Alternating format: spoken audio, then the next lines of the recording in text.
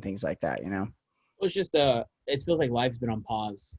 Even though everyone's been pretty much working and doing their own thing, it's like a lot of events have gone by where you kind of categorize the year by like events. You have holidays, you have like certain concerts that are around, you have certain like times when people go on vacation, and it just feels like none of that happened.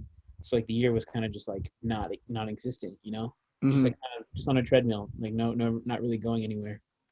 Yeah, I hope I get to travel here soon. My friend back home, he just like because he's been grinding solar and that's what he does. He sells solar panels and he was grinding and he finally took a break with his family and went to Mexico and he had like the time of his life. No one was wearing masks or anything like that. And I was like, dude, I want to go take a break and travel somewhere because like we were just talking before, I've been really grinding for the last 4 months.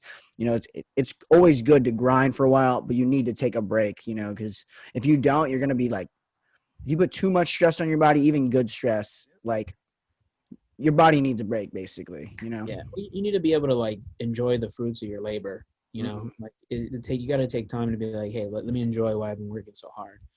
You can't just constantly be in that mode of like just grind, because then you're gonna burn yourself out. Hmm. Burnout is a real thing. No matter what kind of space you're in, whether you're in like regular 9 to 5 or creative space, you kind of just always need to take that little break here and there, so that way you can get back on track. I was telling somebody on these podcasts, I can't remember who, but like you got to make sure that especially if you're doing something creative, and even if you like have a job that you like, you can't let it become like a 9 to 5 in your eyes. You got to always make sure that it's like your passion. And if it starts becoming job like, take a break. Go on vacation, spend some time with your family, spend some time with, if you have kids, your loved ones, take some time and then get back to it. Because if you just keep grinding, and you start to hate it, you start to build up this resentment for the thing you loved at one point. That's when it becomes dangerous.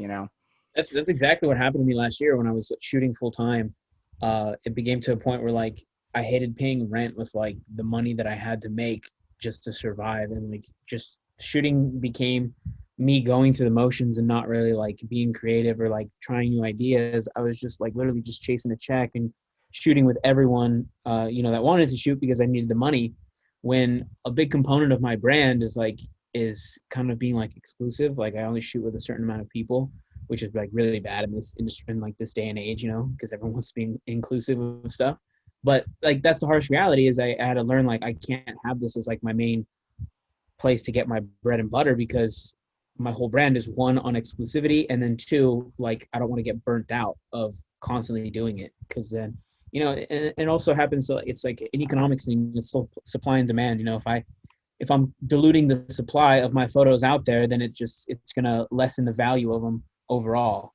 So I mean, you have to find that like sweet balance. I mean, if you have the ability to do your passion and make it something that funds your lifestyle, then great. But also, there's a lot of times where it doesn't have the ability to. Hmm.